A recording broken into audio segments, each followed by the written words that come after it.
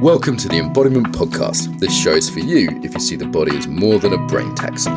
It's for people interested in coming home to the body as a holistic aspect of who we are and how we live.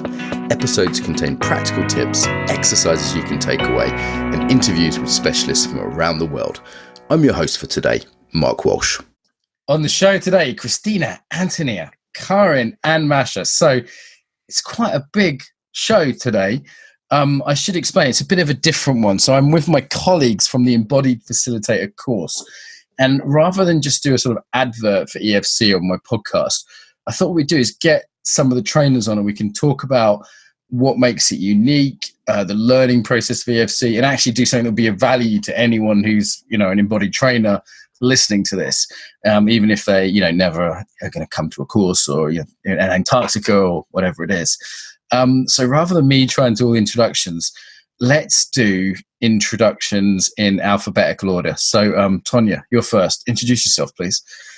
Well, thank you, Mark. I'm Antonina. I'm from Russia, and I studied EFC in Russia and been volunteering in Embodied Facilitator Course in Moscow and both in London.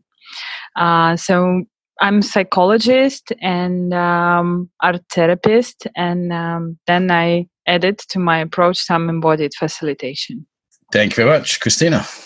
Hi, I'm Christina. I'm German and currently also based in Berlin. Again, I finished the EFC course myself in 2017. Occupation, or the stuff I do most, is design research and user research at the moment, and embodiment coaching. Great. Karin. Hi, I'm Karin. I'm Dutch and currently based in Canterbury. I work mainly as a yoga teacher and mindfulness tutor, and also involved in the Embodied Facilitator course as room manager and assistant trainer. And I'm also trained in embodied yoga principles. And so I'm mainly applying embodiment principles, teaching yoga, training yoga teachers as well, and working on EFC.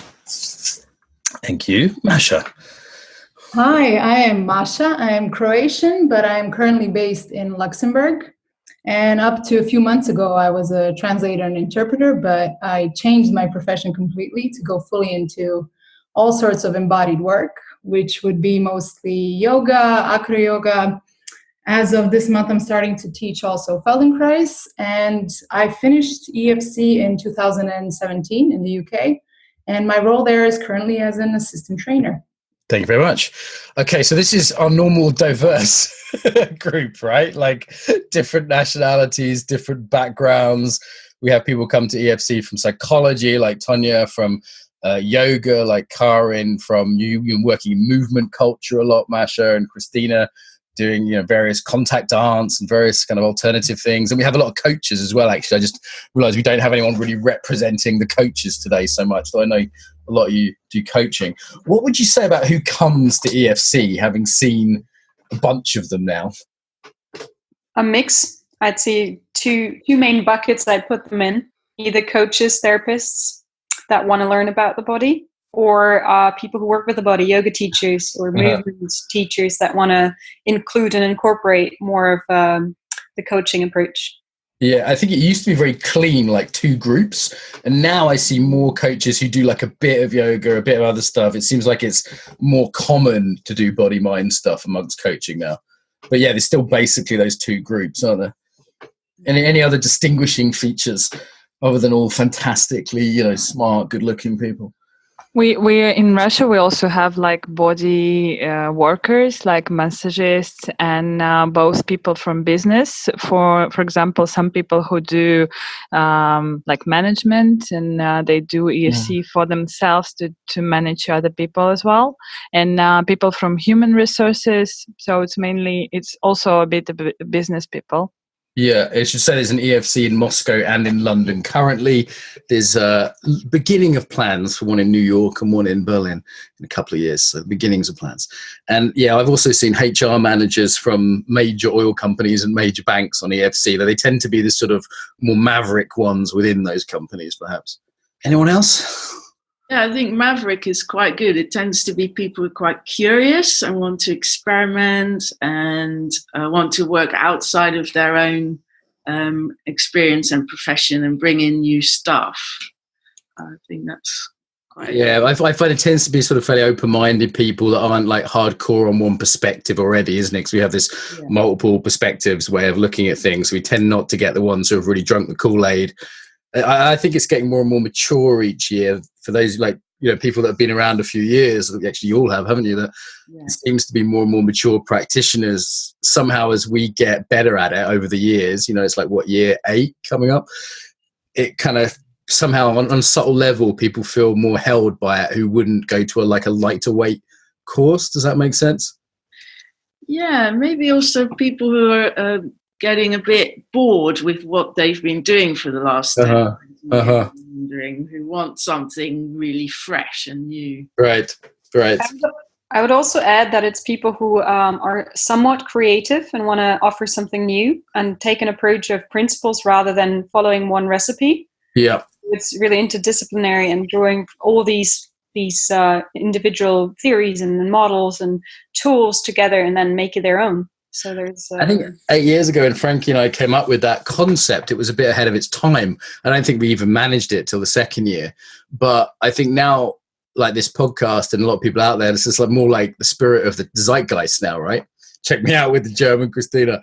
That's like the spirit of the times, right? There's lots of stuff and people are trying to integrate and plurality and sort of see how it all fits together.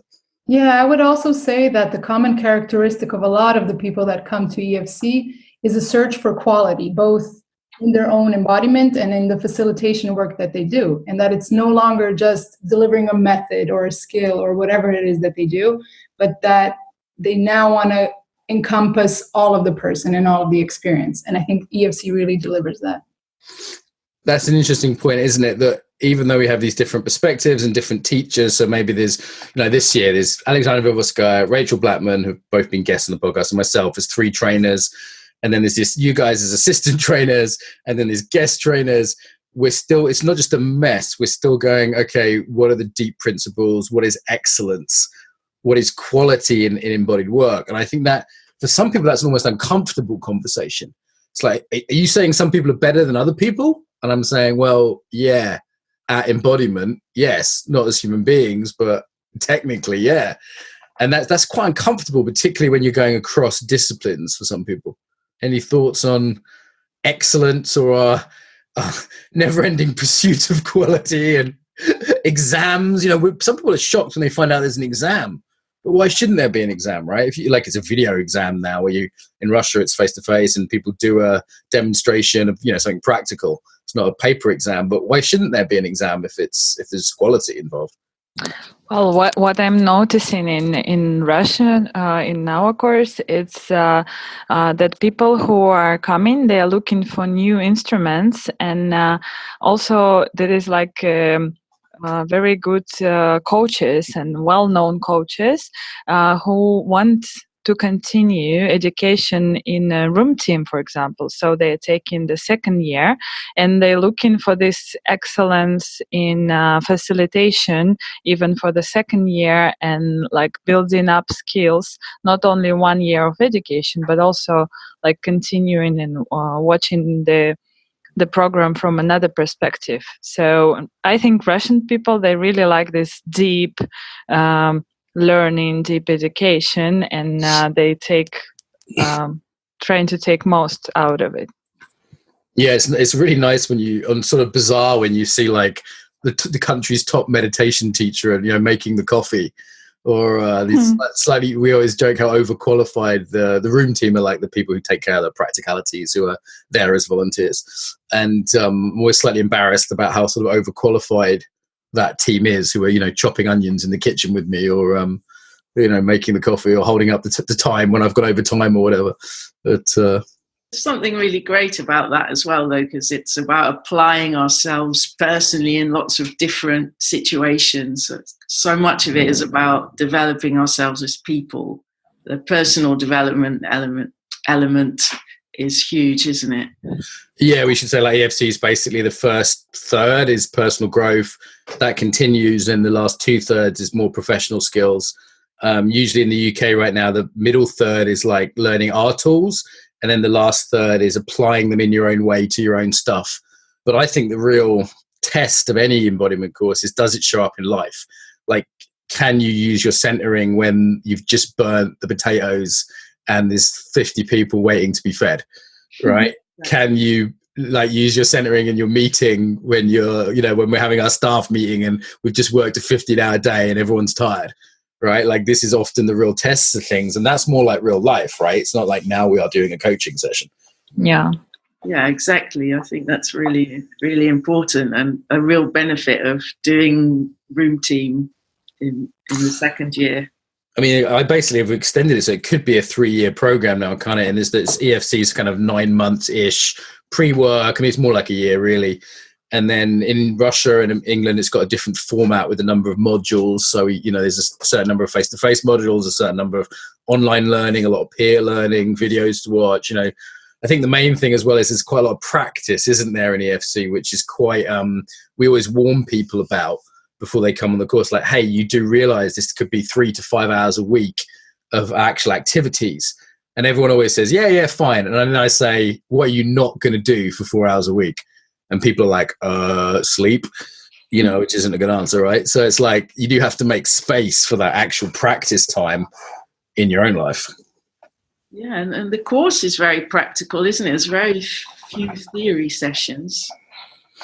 Yes, we have Alexander Vilvoskaya doing a couple of very clever ones, next module in England. Yeah. Philip comes in for Russian cleverness and does a couple, but there's not that many where people are sitting and taking notes, is there? It's mostly activities.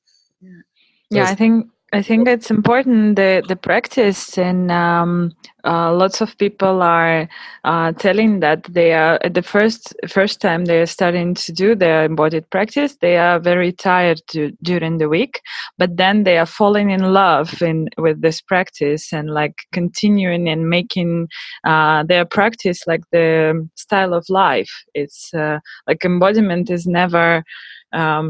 It's like when you meet it, you learn it, and your life will never be the same. You cannot go back. Then you're in the embodiment cult. And it definitely does seem to sort of get people like that, doesn't it, and get in their life. And I think if there's one thing I'm proud of is how we take practice throughout people's life. So like the beginning, the EFC day is generally the beginning of the day is meditation and a little bit of movement. Then the 5 kind of things throughout the day, then a bit of journaling at the end of the day. And then there's a weekly cycle of a group call, a call with peers, and some coursework. And then there's the yearly cycle of the big intensives at certain periods. And that sort of fractal, cyclical nature of it, I think, I'm quite proud of that, because it feels like the way to really embed it in a way which you don't get just from a weekend workshop, or even just doing the same thing every day for a year, right? Like meditating 20 minutes a day or whatever.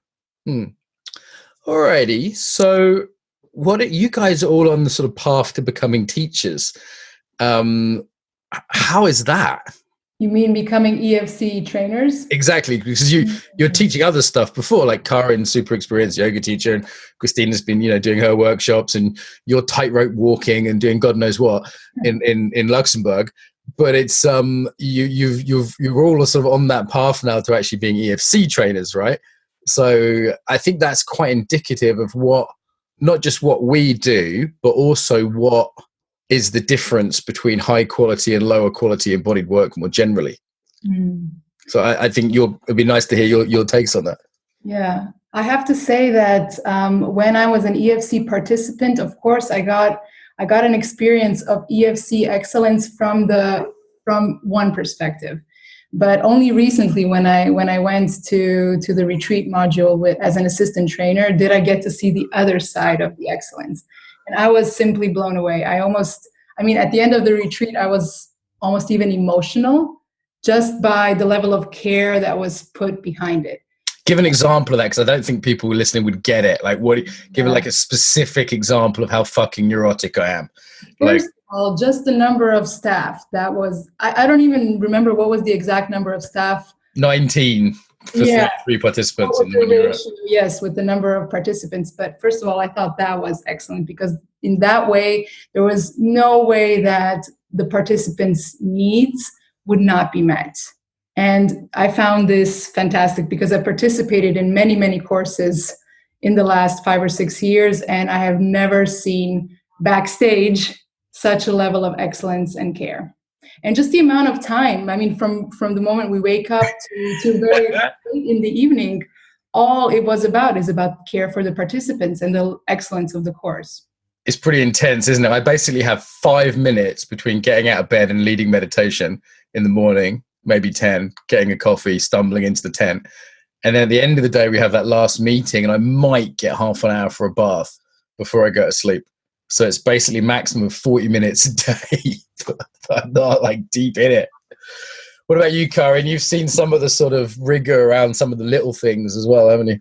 Yeah, I'm continually impressed by how much individual attention participants receive, for example, in meetings, if they have issues on our online platforms as well, that people are really receiving a lot of very personalized advice and teaching and feedback as well on how they are in their bodies and what other participants and trainers see in them and the potential they see in them.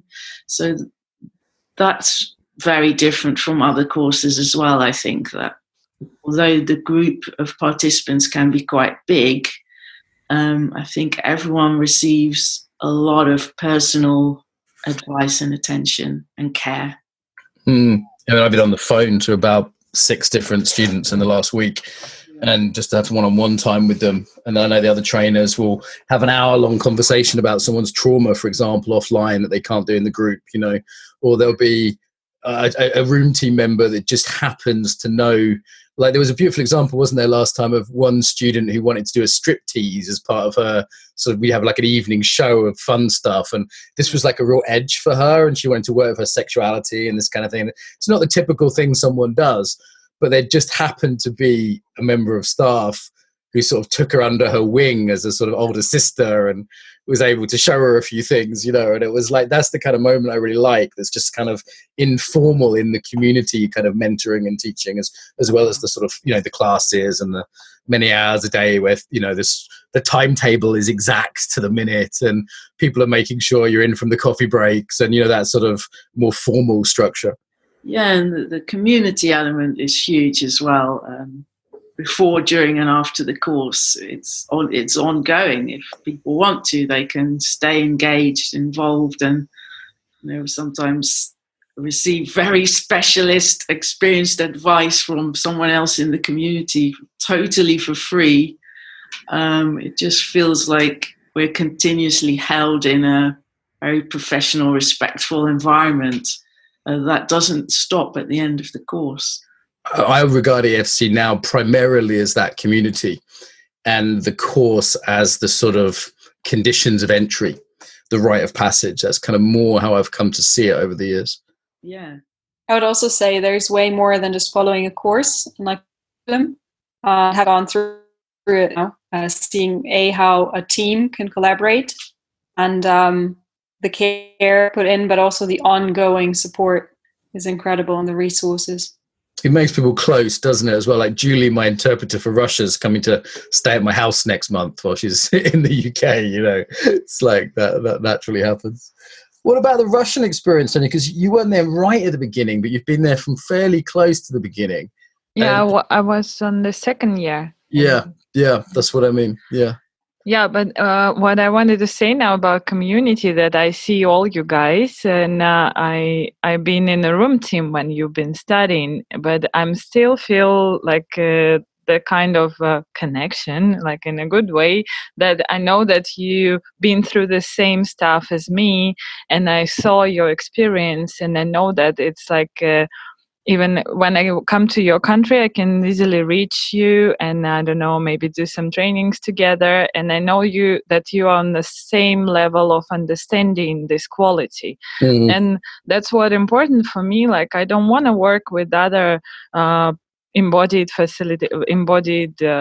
workers, I better pick again, it's community. I better pick somebody who knows the same standards, and it's like easily to understand each other, and you are It's not a shared language, right? Yeah, it's shared language. And when I'm doing some trainings in Moscow, I'm reaching like the students from next years, and I still know that they know the same experience that I got, and it's very powerful for me, because I'm very like crazy about high level standards. I'm like kind of perfectionist, and we are still like adapting some standards to Russia reality, and keep on moving and developing them as well from our side. And some of this stuff, when we talk about standards, it might sound really snobby, but some of this is things like ethics as well, right? Yeah, sure. Like, I mean, we have some pretty strong kind of ethical principles that may be interesting. Again, I want to keep giving value to listeners. Like, what is our EFC experience around ethics that could be useful for anyone out there who's got their own programs, for example? I think that's about trauma mainly. Like, I've been to some seminars in Moscow for some body practices, and my experience was totally ruined because I didn't saw them like on the safe side, and that's what's different for our facilitators. Trauma sensitivity, like Paul Linden's influence and that coming through. Yeah, you said the word ruined, and I hear this surprisingly often. Like, you're all listeners, you're all smiling now like something chronic. Who here has had a yoga class or a dance class or some other class ruined for them by EFC? So you then go do that. Our course is ruined, yeah. Oh, courses sometimes, right? Yeah, come to EFC, then we'll ruin all the other courses. Because there are other good courses I go to. Like, I don't want to sound like we're the only game in town. There are definitely teachers I go to where I'm impressed by things as well, you know. But I think it becomes an increasingly small percentage of courses and classes I can take. Though I've noticed, maybe some of you guys haven't got to this point, there was a point where I really just couldn't handle stuff that didn't have the same standards. And now, except for maybe the ethical ones or some of the really important ones, now I can kind of just be in something and say, well, it is what it is, you know? So, I believe that it has a lot to do with the interdisciplinary nature of it as well. A lot of other things as very bubble oriented within a certain paradigm. Right. Whereas because there are so many disciplines informing these, there's a broader range and more awareness and understanding maybe of the differences in that as well. It's like the difference between London and Alabama. You know, when too many cousins marry, they stay in their little unhealthy world. It all gets a little bit nasty. Whereas, like, you keep the gene pool fresh, you know. But it's definitely like different things bringing different sensitivities, right? Like, you're bringing in stuff from your intimacy work, Christina, which I don't know about. And like Frankie brought in stuff from his like spiritual interfaith background. And it's like, you know, Karin's bringing stuff from her Tibetan Buddhist background, and I bring my Aikido sensibilities. And it's like they kind of meet, and then we have that conversation of like what's really good from each one. Yeah, I think the ethical standards, when we see our list, if you like, it's very common sense. You could apply it to probably all group activities. And yet when I go to other stuff or I read about the guru scandals, etc., it's like hardly anyone seems to do these basic explicit ethics. And we're seeing a lot of organizations around the world struggling with that and having issues, which can very easily be prevented if there is a clear framework, which is very simple to follow. It's not difficult, really. Did you guys see the quote from the book I put out called Health Check for Embodiment Teachers? I put this out a couple of days ago, and it got like a whole bunch of shares, and Dylan Newcomb was saying he's going to use it in his training. Did you guys see that one? No. Yeah, and that really outlines it. Okay, let me go through it, if you don't mind being bored by my voice even more, because I think it says, because for you guys it's like really obvious, right? I am going to tell you a whole bunch of stuff and you're going to be like, of course. But it's not that obvious. Like, okay, it's questions for embodiment teachers. Either you can ask yourself as a teacher, and this is from my book Embodiment, but it's all from EFC, or you can ask like a potential new teacher. So number one is like, are you controlling or empowering students? Are they dependent on you? How do you know your students can say no to you? When was the last time they challenged you on something and you admitted you were wrong? I hope, even though like I own EFC, actually there's 4 other people that have voting rights on EFC UK, right? So Karin, you've voted against me at least twice this year, right? Like, true or false, I do not always get my way in the votes. No, you don't. A couple of them I'm like, for fuck's sake. But like, there's a system set up there which is to stop me being crazy dictator boy, right? Like, there's 4 other people that have a vote on any major issue. Are you subject to the same rules of the organization? This is the Magna Carta principle, a great British leap forward, if I can be slightly nationalistic, where the king had to abide by the same rules as everyone else. And again, you know, I could ask you that, Karin, am I subject to the same rules? Sometimes frustratingly so. Yes. Is there a clear ethical framework? Who keeps you accountable? Do you have a mentor and a supervisor? So again, it's like there's teachers out there in embodiment who don't have anyone accountable, whereas I can't fucking get anything by you guys. You know, it's like you're beyond me like that. And vice versa. But also there's mentors like Paul Linden, or there's Lynn Sedgmore coming next year. We have elders, you know. Quick interruption to tell you about my book, Embodiment. Creatively named, hey? Actually, Embodiment Moving Beyond Mindfulness. You can find this online at theembodimentbook.com. That's theembodimentbook.com. So this book is an introduction to the whole field. If you like these interviews, you'll probably love this book. Funny stuff, poems, personal stories from my life, illustrating what embodiment is all about, and loads for professionals in the field too. Top teaching tips, language tips, that kind of thing. Yeah, real condensation of everything I've learned about embodiment, basically. So you can get pre-orders at amazon.com, and if you just put in Embodiment Moving Beyond Mindfulness, that's the name of the book, or go to theembodimentbook.com. On there, you'll see quotes from various teachers, a bunch of fun illustrations, and you can also get the first chapter completely free online at theembodimentbook.com. Enjoy, and back to the interview. Are you responsible for how you change the states of your students? Do you addict them to highs or create real life insight and skills? And I don't want to say anything on state pumping, because that's quite popular elsewhere. Yeah, for me, that's a lot. Go for it. Christina, you just say this one about this because Tantra World's pretty interesting for this, isn't it? Well, the difference for me is how transferable is it to everyday life? Right. And is there actual skills that I can use on a daily basis?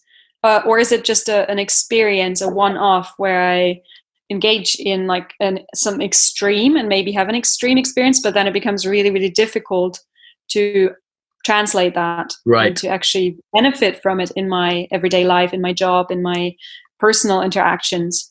And yeah, examples are, I don't know, walking over coals, maybe doing ice baths. And there are ways to include that in a more toned down version. But if it is just a weekend of that, then I don't see how transferable it is unless you break it down, make it a daily applicable. I've started to feel like we should take a great responsibility in pumping people's state as well. Like, I was at Buddhafield Festival with you, Christina, not long ago, and I heard someone in a tent, and she was like, "You're amazing, and you're the best," and everyone breathe, and everyone shout, and everyone was getting more and more high. But I was just, I was going, what's the transferable value, like you say, of that? But B, I was just going, how healthy is this? And people having that high, then coming down, associating that high with the teacher, rather than feeling like that's something they can do themselves. And, you know, I mean, we do sort of a few extreme sessions on EFC, don't we? Like the one with the Aikido swords, and, you know, there's a few that are quite hardcore, you know, but mostly I'm not so into that hitting people's state, because how does that help, you know? And with the intense sessions we do, we frame it, and we teach the centering skill, and then we do something hard. So it's linked to then how would you use that skill when something in your life goes pear-shaped. I think with yoga as well, people like coming to yoga and to relax, guided relaxation, etc. But if they don't learn how to manage their own state, within 5 minutes of leaving the yoga class, they could be totally stressed out again. They just have to turn the radio on in the car and freak out because of the. I see people get their mobile phones out in the yoga studio and they're stressed before they've even left the room. Yeah, it's like 10 seconds. I'm not even exaggerating. So that's not empowering. It's offering something nice for an hour, but it's, long term, it's not that helpful. Maybe it's a bit addictive even. Yeah, very addictive, I'd say. Here's another one from the list then. Is anything you say true just because you say it? So this is, I think Paul Linden pointed this one out to me, that gurus get really unhealthy when it's true because they did it, or it's good because they did it. So maybe, David Koresh is off, molesting some kid, but people are like, well, he's David Koresh, so it's fine, or unnamed yoga teachers. Yeah. Like, well, we wouldn't normally hit people, but he's the sensei, so it must be fine. Yeah, so it's like, this is another health check. That this student needs, the guru can see that. So yeah. Yikes. Yikes, indeed. Yeah. So this is another reason I like the dual teacher model of the two lead teachers is there's always two perspectives. And they have veto power over each other, right? Like there was one year I suggested everyone get tattoos and Frankie wouldn't let me. It's a very sad day. Everyone would have little EFC tattoos otherwise. But yeah, for me, that's a really obvious one because a lot of the work that I do is always with a co-teacher. So having somebody always veto my decisions or having the possibility for them to veto it was crucial. But one thing you were talking about now was how to make things transferable to everyday life for the participants. But one thing that was a big learning for me after EFC was not just what the participants take out, but what I bring in from the outside into that container of the class. For example, just coming to a class and not being in a good embodied state just made the class, sorry for the words, but complete shit. Can't believe you swore on my podcast. It's fucking outrageous. That's never been said on your podcast, I'm sure. No, but that became very, very obvious to me only after EFC. Yeah. And during the years that followed. Yeah, for sure. You start to see those things in terms of the state of the teacher, or the linguistic one's another one that becomes very obvious, isn't it? Like clarity of language use, what we call operational language from Paul Linden, or having a clear aim for the session, things that are just like an immediate exam X. Like it's just so many times I've been in dance groups that didn't have a clear aim or whatever, and I'm like, really, this is basic, surely. Or as you say, something basic like managing your own state as a teacher. What most surprised you about EFC? Can you remember back in the day? How much I changed within a few months. Right. People start to look real different, don't they? I just had someone on the phone and they were just, I can't say who, but they were just saying that they weren't getting on with a lot of their old friends. They just said they changed so much. And this is one of the things we actually warn people of, isn't it? Like, hey, this could disrupt your relationships or friends or family systems, Yeah. Yeah, one thing that surprised me, which wasn't obvious to me while I was in the little container of the EFC UK, was the vastness, is that the word for it? Vastness of the community. And this became clear when the reunions started happening, when the additional training started to happen, just all of this was something that was not clear to me during EFC, and I was very, very pleasantly surprised by it. It'd be quite fun to take like 2 months off work and just go like interrailing around Europe, staying on everyone's couches, Like I've definitely seen that. Marcin turns up in Moscow on holiday and starts to hang out with the Russians who he's never met before, but they did EFC, so they put him up for the night. And okay, any other mad surprises? What surprised me about doing it? Might be a bit mad, and I have the sense that maybe I should have known, but I didn't realize how much my main practice of yoga and meditation had kind of structured how I am. Right. And when I was doing something different for 9 months, how much that changed me and how quickly. But it was also looking back, oh God, I didn't realize how yogic I'd become. And then we sent you to kickboxing, if I remember rightly. Yeah. And it affected me in a way I wasn't aware of and didn't really like. And I didn't know it was the yoga that had done it. Right. We should explain that everyone on EFC, as well as at the shared practice, selects a practice of their own. And normally it's something quite different than what they're already doing. So we might send the karate teacher to salsa dance, or in Karin's case to kickboxing, and they get some choice about it, and they get to try different classes. And there's a way we do it that's balanced. But that's quite transformative for a lot of people. Is what people that never thought they'd take up improvisation, and all of a sudden they're doing that. I find as well, people overstate how complete their practice is. People come to EFC with, say, a really strong yoga practice, or a really strong, we've got a really load of black belt Aikido people this year, and people always overstate how complete the one thing that they're good at is. And it's quite humbling, I think, when you realize on such a broad course that you've only got a little piece of the puzzle. Yeah. It's very insightful, yeah. And surprising, I think, for many people. Okay, this could look an advert for EFC, and it kind of is. That's kind of one of the intentions. But also, let's turn this on its head. Who don't we want at EFC? So this year we had 55 applicants, and I think we took 32 people in the end in the UK. We filled up. So we have that luxury, but also we've learned the hard way that a student who isn't a good fit, they suffer, we suffer. No one's happy. It's like a bad relationship, right? So who do we want to, that's listening to this, do we want to say, do not come, you're not welcome? Anyone who's convinced that there's only just one practice, right. It's only yoga, it's only Aikido, It's only that is the one fundamentalists, practice. Right? The fundamentalists. It has to be Aikido, it has to be yoga. Masha? Yeah, do not come if you're not prepared to be surprised by yourself. Tanya? Well, maybe if you're into your head too much, not ready to practice. And the super intellectual types. Like very intellectual, yeah. Like lots of Russian men are like that mainly. They're like, no, I know better. And that's two things. There's this super intellectual, but you're combining it with my pet hate, which is the being an expert thing, right? Like, yes. That's the one. If I had to pick one, the fucking new age people, I can handle it. I'm going to kill your dolphins, deal with it. The ones who are fundamentalists, they'll learn.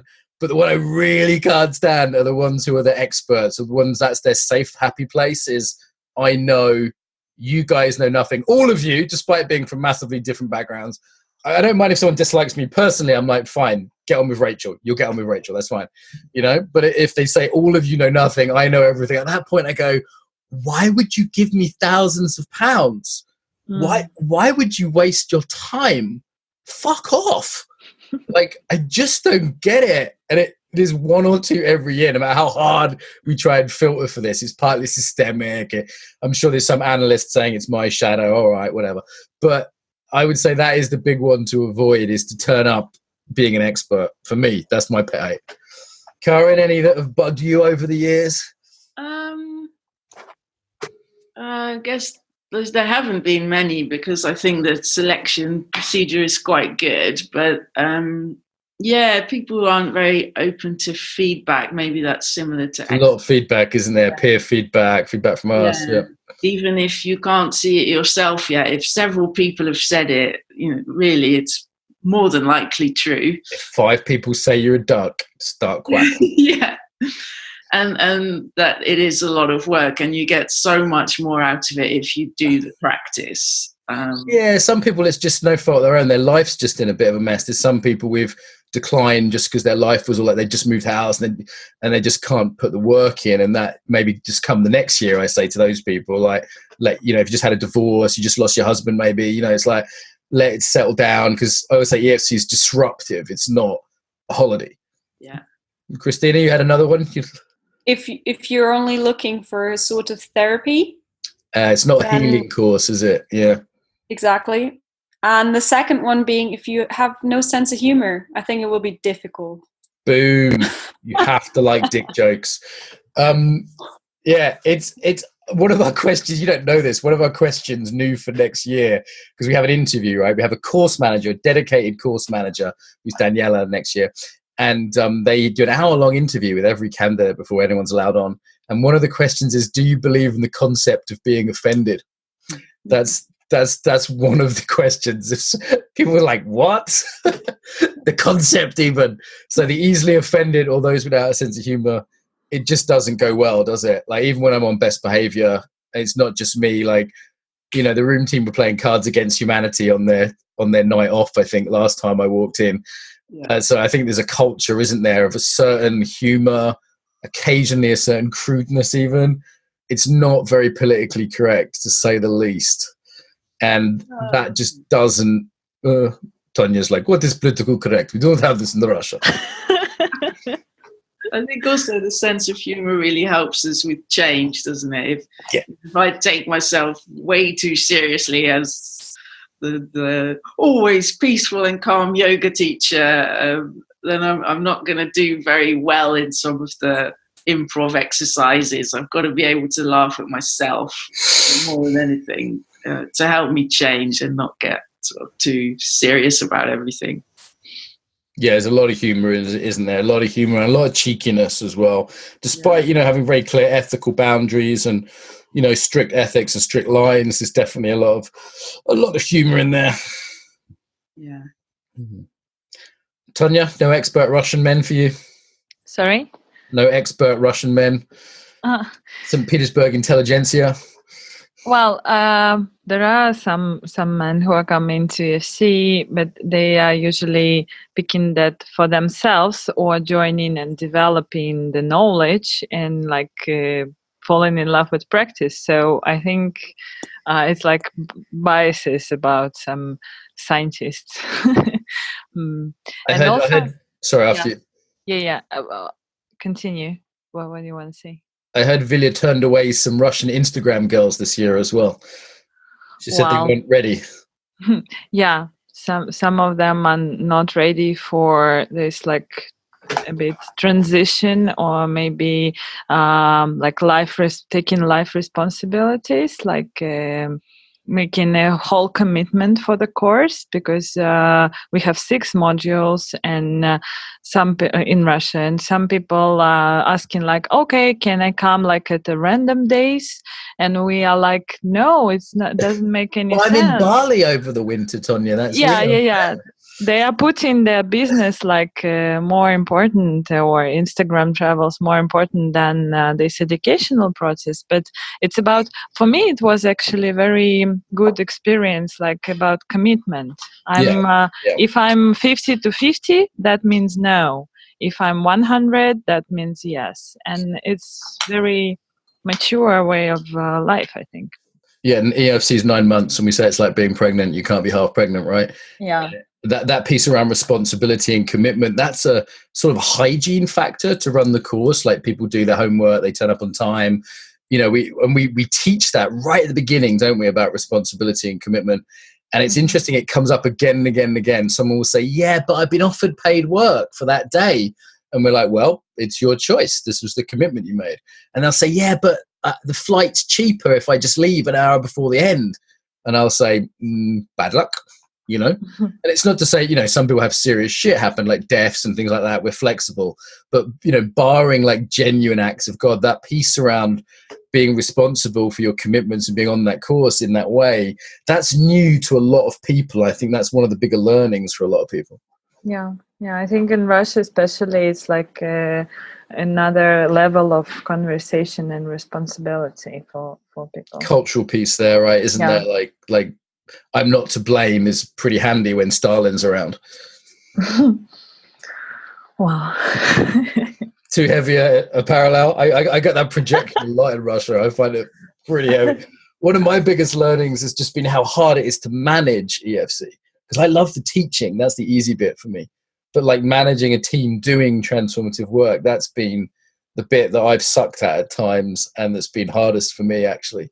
And then managing the 1 or 2 sort of difficult, inverted commas, people, that's always been a challenge for me, that don't have the sort of basic learning or basic respect.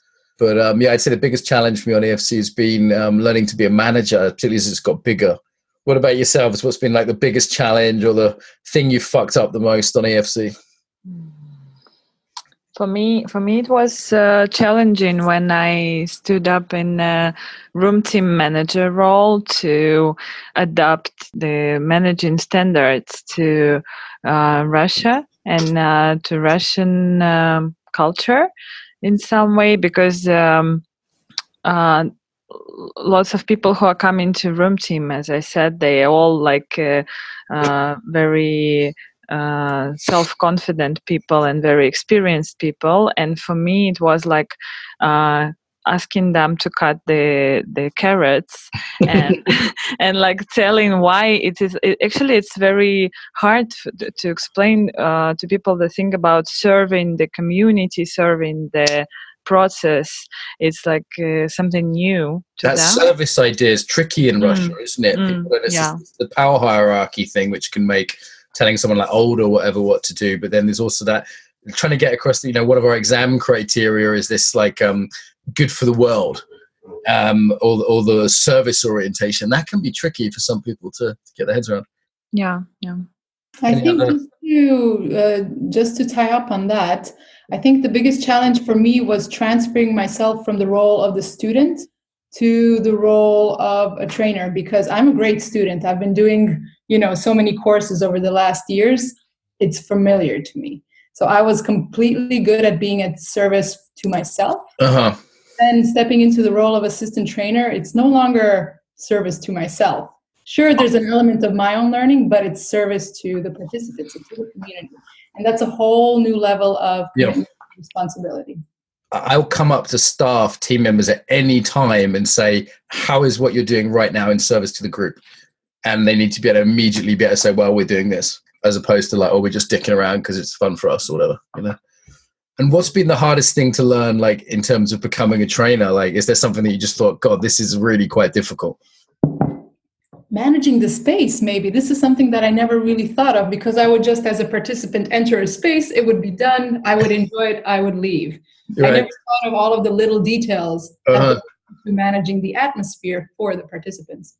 Yeah, Karin has a chart of like the lighting and where the exact chair layout's going to be and where the room team are placed around the outside and this sort of thing. That's just it's considered, Christina, any?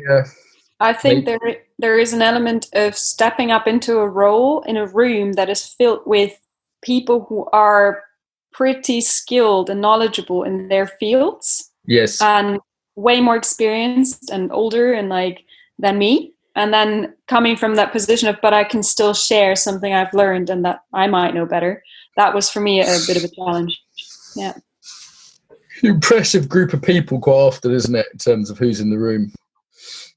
Okay, so how can we keep growing? Where do we need to keep improving in the spirit of sort of not just boasting about how awesome we are? It's keeping, for me as a room manager, keeping track of what's worked really well and knowing why, so that it can be replicated, especially if EFC is going to happen in other locations. Organizational learning, right? Yeah, so that our expertise can be passed on in clear ways. Because I'm quite a watery person. We work with the 4 elements, and I'm quite good at going with the flow and responding to other people. I'm less good at being very clear about what I want, what I know works, and asking for it, or even demanding it from staff. So that clarity is important, I think, for transferring to. It's getting to the point now where I'm having to write almost like HR structures. Like I used to just think were total bollocks. And now I'm like, okay, this is the procedure for resigning, or this is the statement of our policy on. And that's really tricky for me because I'm not naturally earthy like that. And that feels for me like one of the growth areas, like even just contracting well with people. Yeah. So it's about clarity, and it still means there can be exceptions made all the time for individuals where that policy doesn't work. But for expanding and continual improvement, that principle of Kaizen, isn't it, in martial arts, continuous, gradual improvement. Yeah, and that's why I think EFC's got better each year. Is there is an ethos of that continuous improvement. It's like if there's a mistake, it's like, how do we not make that mistake again? Yeah. Yeah, and it's also personal impact of every team members. Like now I'm mentoring the next room team member, and she is already suggesting some new improvements. Like she saw something went bad and she said like, oh, we can do this, we can do that. And people are different and different experiences. They are bringing it to the program, and I value this very much. You Russians have brought loads of ideas. You know, little things like the wristbands or bigger things. Yeah. You know? And actually, I think EFC really got better the year we started doing it in Russia, because I got to do every module twice. So I do it, and then 2 weeks later, I do it again better. So that was the year that I think it really improved because of having that opportunity. But it's nice that there's that little bit of cross referencing and between the EFC Russia and UK, isn't there? But and also a bit of freedom so people can come up with their own ideas. Yeah. And there's always things I want to bring into EFC, like we don't have enough time to do voice work, or we've just recently very gently brought a bit of sort of sexuality type stuff into EFC. I feel there's I'm always like, oh, what's the really important stuff to bring in? Because we can't, obviously, for certain things, for coaches are more useful. I would even say something like the post EFC work within communities could be improved a bit. Because a year ago you started the embodiment circles, is that right? Yeah, that was one thing. Yeah, and I think that's a very big asset that could be improved on even more, because now we have so many EFC graduates that are communicating between themselves, and they're highly embodied, highly skilled, but how to transfer that even more on a local level. I would love to see more of that. Well, as it happens, I've just asked someone here to do a community manager job, which she's going to be sending me the job description for in the near future, whose job it is to help organize things like that. But all right, so how do we want to end this? For the U curve is one of the things we teach on EFC, isn't it? Let's make jokes. Better enough of those. On the end of the U curve, we're coming back out. We're going back out into the world. So I'd ask people listening, like, what's been useful that you can apply to your own stuff. Obviously, if you want to apply to EFC, you can go to embodiedfacilitator.com, and there's an application form and some of the more practical details, because it's been a bit chaotic. So practical details are all there. But even if you've got no interest in EFC, that's fine. Maybe there's still a good takeaway from this that might be worth clarifying. Cool. So one round to finish then. What is EFC in one word to you? Let's do our alphabetical order again. I'm just saying, no, I need more time. I need to translate it from Russian to English. Say it in Russian. Живые люди. It's 2 words, but it's like people who are alive. Got it. Beautiful. I'm going to also break the rules and use 2 words. Continuous learning. Continuous learning. Okay, up to 2 words. I'm going to go life's work. Like all of them. And I'm going to go community. Christina. Growth. Through gritted teeth. Don't sound too happy about that today, Christina. Is it one of those days? Is it like fucking growth days? One of those? Okay, guys. Thank you so much for helping out this. I love you all. I'll be seeing you all in different places relatively shortly. And Tonya, I'm talking to Vilja about coming in December to Moscow, but don't tell anyone, okay? Yay, Christmas with Mark. Okay, guys, thank you so much for your time. And it's embodiedfacilitator.com. If people are interested in the course, they can get all the details there. Thank you. Some ways to get more, to give back, and to get more involved now. So the biggest request I have would be to share the podcast with your friends, people that you think would really enjoy it. Email it to them, put it on your social media, tell them about it, old school. Really appreciate that. Equally, if you want to support us financially, you can go to Patreon. That's patreon.com/embodiment podcast and give us $1 an episode. And I'd say they're well worth $1. So that's less than £1 if you're in UK-ish. So yeah, please go there. On the embodiedfacilitator.com website is where this is hosted. If you're, most people I think listen to for iTunes. iTunes, we'd certainly appreciate a review. The way iTunes works means that a review means more people will find it. iTunes regards it as more important for searches. So even a couple of sentences review really does help as a little thank you to us. And if you want to go to embodiedfacilitator.com, you can see the actual, links to the sites. There's comments on there.